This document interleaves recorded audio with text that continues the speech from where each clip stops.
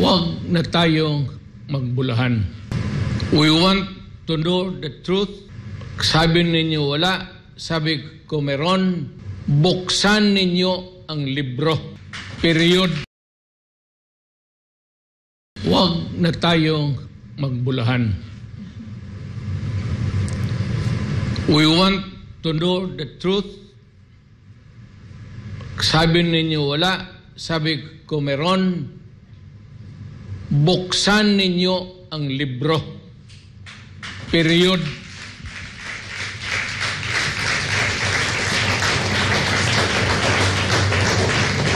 A dog by any other tag is still the dog.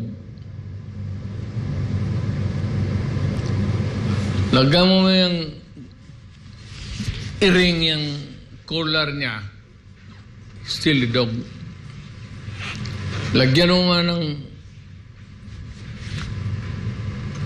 collar niya ng squirrel, it would still be a dog. The best way to find out really what is the mystery of this pork barrel so-called or ang tinatawag ng extraordinary expenses. Mabuti pa kayo kaya may extraordinary expenses. When is there an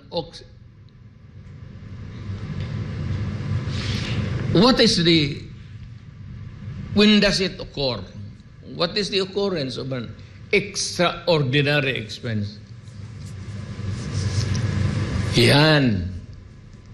Tawag ninyo na noon, pork barrel. Galing ako dyan.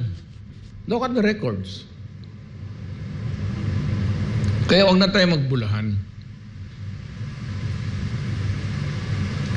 You know, hindi naman sabihin na hindi lang ninyo kasi nirespeto yung anak ko. You can almost sekretaryo, wag na lang ito kasi bakit pa ninyo hindi naman yan nagastos Yung 25 billion na yan, ano lang yan, dyan figure lang yan sa budget which was not approved. Anyway, bakit, why did you humiliate and embarrass my daughter? Hindi naman ang hingi ang anak ko ng posisyon. Ibinigay sa kanya kay Marcos. I don't know pinilit o hindi. Pero wala naman kaming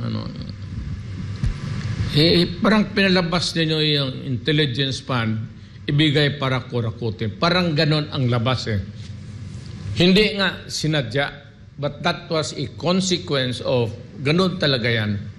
Discretionary or parang walang accounting, walang auditing, basta gastos mo lang, no questions asked.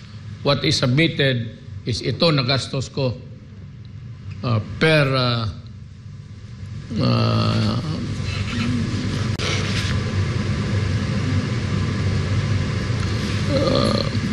sobro sa meaning to say silent operations Iyan lang naman ang ko. Kasi ama ako. Anak ninyo ang anak ko kayong mga congressman pinagsabihan na sana ninyo kaagad. Napagbasa ninyo, hindi naman tayo sinabi na sana ninyo doon sa kapwa ninyong congressman, kay liberal mo na itong si Franz, nasabihin mo kay Secretary Duterte, wag yan. You started it, then I hope you end it.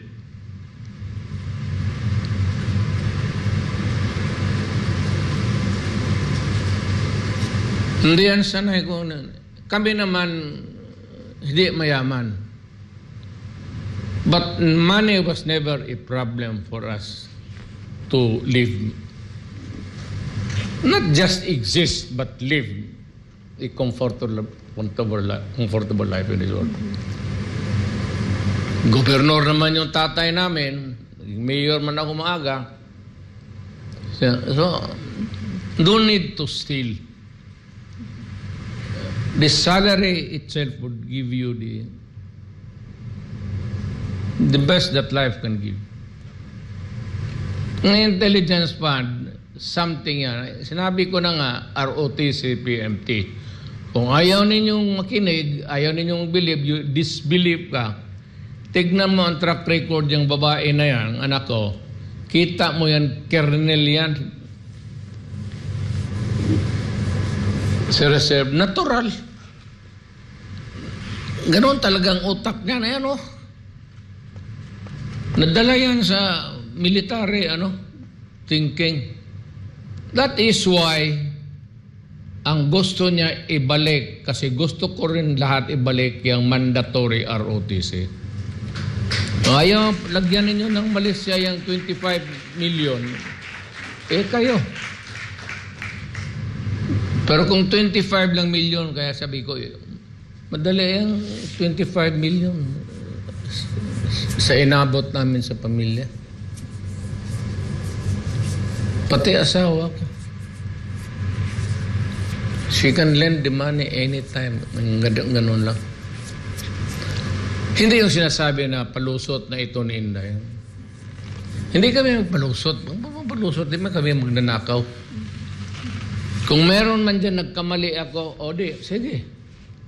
Pasira na tayo kasi alam ko sira kayo. Sigurado yan. Ngayon mga congressman, pati yan si Franz, buksan mo ang libro.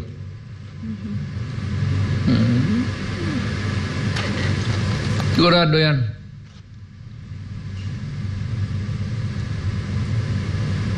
Kaya huwag ninyong sabihin na you're the only dito sa mundong ito na may konsensya.